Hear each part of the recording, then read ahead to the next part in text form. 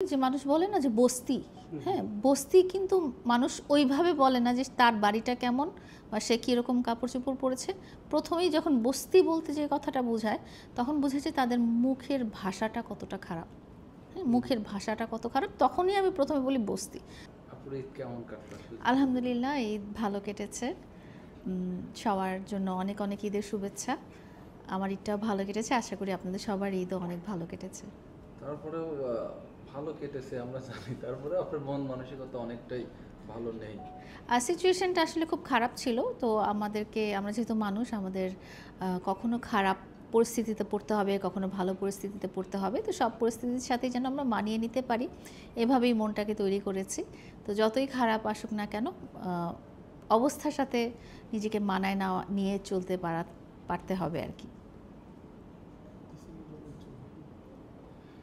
জি আপু, ঈদ চলে গেল। আসলে আপনি জানি আপনি ব্যস্ত মানুষ, মানে আগামী পরিকল্পনা বা দিনগুলো এই কিভাবে? তো ঈদ চলে গেল, ঈদ চলে যাওয়ার পরে তো আবার একটা ঈদ আসবে 1 বছর পরে।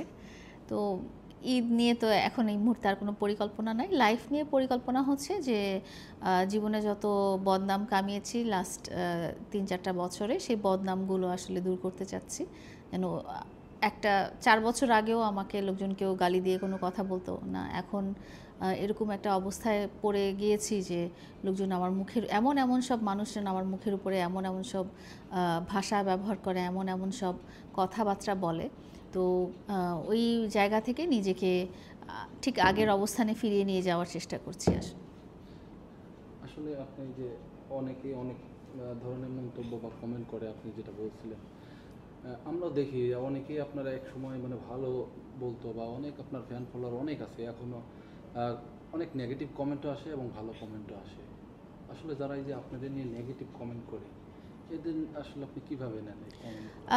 কমেন্ট তো আসলে যিনি কমেন্ট করছেন উনি উনি ব্যক্তিগতভাবে আমাকে চিনেন না, বা উনি এমনও হতে পারে উনি আমার অন্য কোনো ভিডিও দেখেননি। ভিডিও নিয়ে কেউ আমাকে খারাপ কমেন্ট কখনো করে না। আমাকে খারাপ কমেন্ট করে হচ্ছে যেটাকে আমি বলবো রেসিজম, মানে হচ্ছে কি বর্ণবৈষম্য।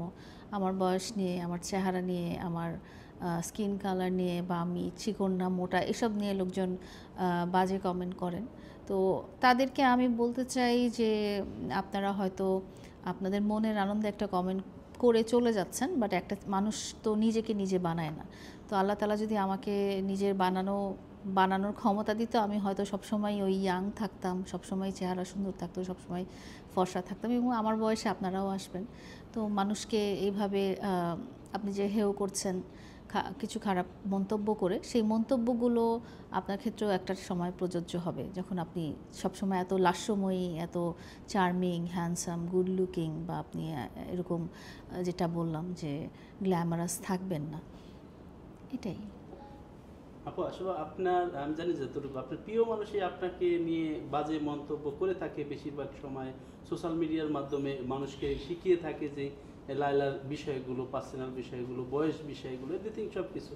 এটা আপনি কিভাবে দেখেন, বা ওনার থেকেই তো মানুষ শিখতেছে, তাইলে সাধারণ মানুষের কি? একটা কথা বলি যে মানুষ বলে না যে বস্তি, হ্যাঁ বস্তি কিন্তু মানুষ ওইভাবে বলে না যে তার বাড়িটা কেমন বা সে কীরকম কাপড় চোপড় পরেছে।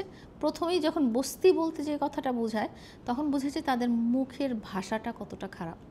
হ্যাঁ, মুখের ভাষাটা কত খারাপ, তখনই আমি প্রথমে বলি বস্তি। আসলে বস্তিতেও অনেক ভালো মানুষ থাকে, বা কারো ওইরকম খারাপ জায়গায় খারাপ অবস্থানে থাকাকে নিয়ে কেউ হাইলাইট করে না। হাইলাইট করে যখন ওই যে মানুষের মুখের যে কথাগুলো, তখন বলে যে বস্তি। তো আমি বলবো যে শিক্ষাটা অনেক বড় ইম্পর্টেন্ট ফ্যাক্টর মানুষের লাইফে। কোন জায়গা থেকে সে উঠে আসছে, তার মুখের কথা দিয়ে আপনি বুঝবেন যে সে এখনও কীরকম অবস্থায় আছে, সে কোন জায়গা থেকে উঠে এসেছে, এবং কী ধরনের সংস্কৃতি সে লালন পালন করছে তার ভিতরে, সেটা তার মুখের যে শব্দচয়ন বলেন বা ভাষা বলেন বা কথা বলেন, এগুলোর উপরে অনেকটাই ডিপেন্ড করে। তাহলে সে কি, আপনি বলছেন যে কথার থেকেই বস্তি, নাকি সে ছিল বস্তিতে? সে না, আমি এটা একটা এক্সাম্পল দিলাম যে মানুষ যখন খারাপ ভাষা ব্যবহার করে যখন এমন সব অসামাজিক কথাবার্তা মুখ দিয়ে উচ্চারণ করতে পারে, যেটা আপনি হয়তো কখনো বাসায় বা আপনার স্ত্রীর সামনে, আপনার মায়ের সামনে, আপনার সন্তানের সামনে বলতে পারবেন না।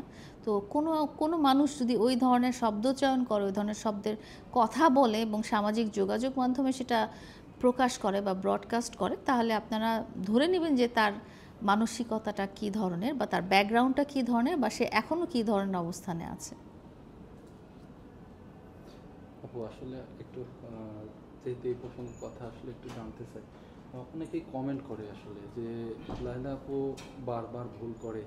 তিনি আবার এই যে রিসেন্টলি যখন আপনারা আবার একত্র হলেন রমজান মাসে, তাদের পাশে মানে আবার মামুনের পাশে গেলেন, আসলে সবাই জানতে চায় যে লায়লা আপু কি সম্পর্কের মানে জের ধরে তার সাথে আবার প্রথমত যে সবাই, আমি যদি, আমাকে যদি কেউ অ্যাপ্রোচ করতো যে ঠিক আছে চলো আমরা ভেদাভেদ ঝগড়াঝাটি ভুলে আমরা নর্মাল একটা রিলেশনে যাই, তখন যদি আমি না বলতাম, তখন কিন্তু যারা এখন কথা বলছে তখন তারা তখনই বলতো যে এই যে মহিলারা তো অহংকার, মিলেমিশে থাকতে চায় না, এটা সেটা। তো আপনি আসলে কখনোই কাউকে হ্যাপি করতে পারবেন না। আপনার আপনার জীবনে আশেপাশে এবং চতুর্দিকে ধরেন 100 জন লোক থাকে, তো 100 জন লোকের 100 রকম ওপিনিয়ন থাকে।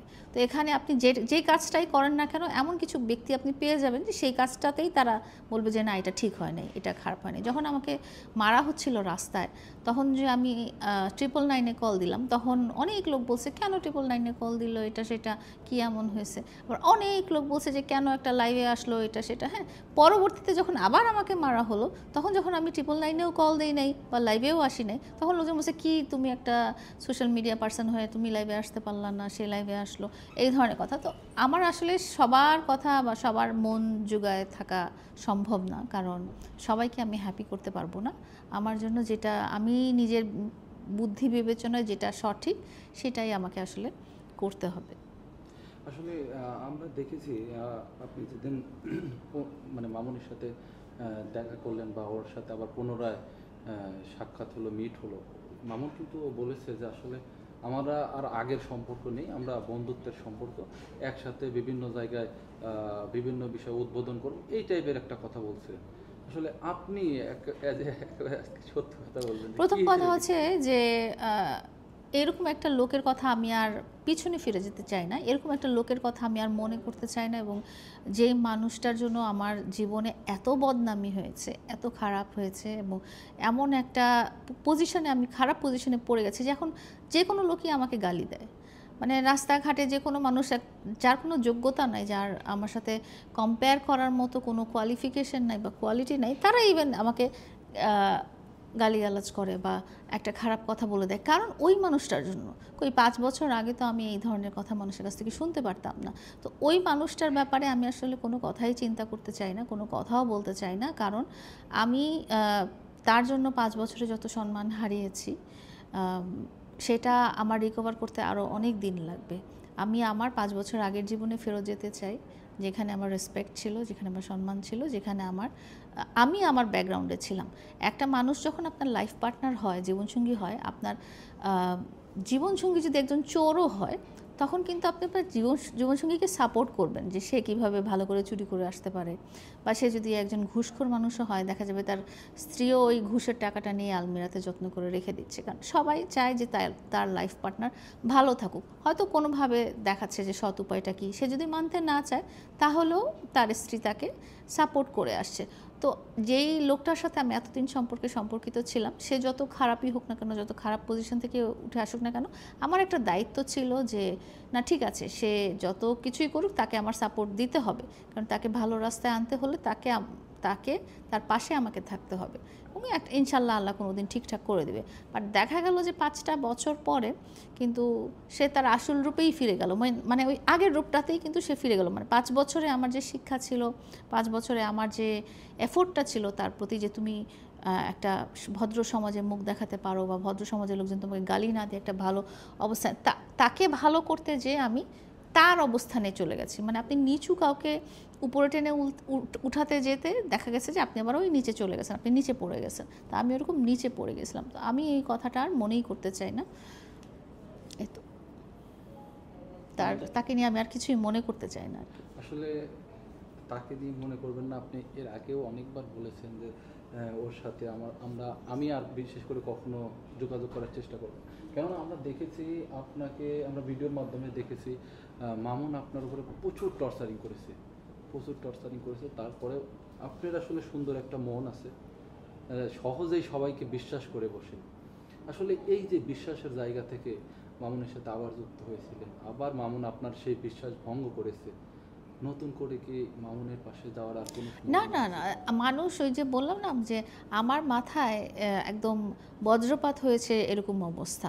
মানুষ ওই যে বলেছিলাম যে বেলতলাতে একবার মাথায় বেল পড়লে ওখানে আর জীবনেও যায় না, তো আমার মাথায় যখন বজ্রপাত হয়েছে তখন আমি তো ওই স্থানে আর কোনোদিন ফেরত যাবো কেন। এখন আপনি আমার লাইফে কোথাও আশেপাশে এই নামটার কোনো ছায়াও দেখবেন না, এবং আপনারা যেহেতু বলেন সেই জন্য আমি প্রতি উত্তরে হয়তো আমি বলি, বাট নিজ থেকে কখনোই আমি তার কোনো কথাও বলতে চাই না।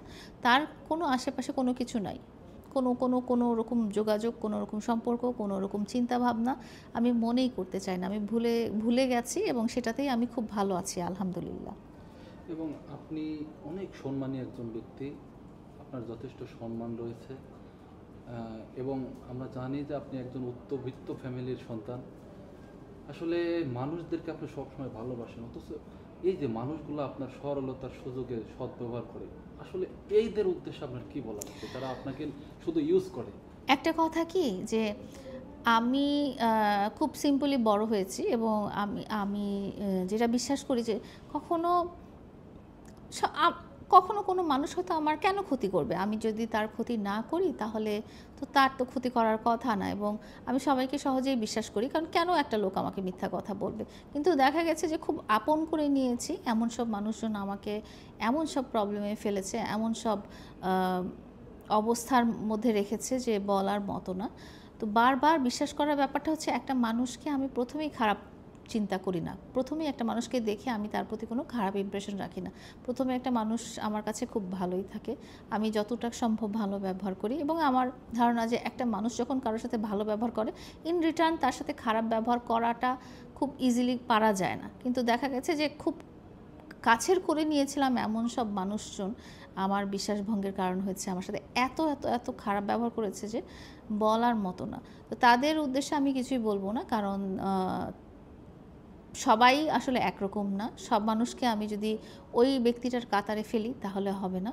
বিশ্বাসঘাতকতা সবাই করে না, এবং অকৃতজ্ঞ কিন্তু সবাই হয় না। মানুষের মনে কখনো না কখনো এতটুকু কৃতজ্ঞতা থাকে। তো তাদের ওই ধরনের মানুষ যেন আমার জীবনে কেন কারো জীবনেই না আসুক,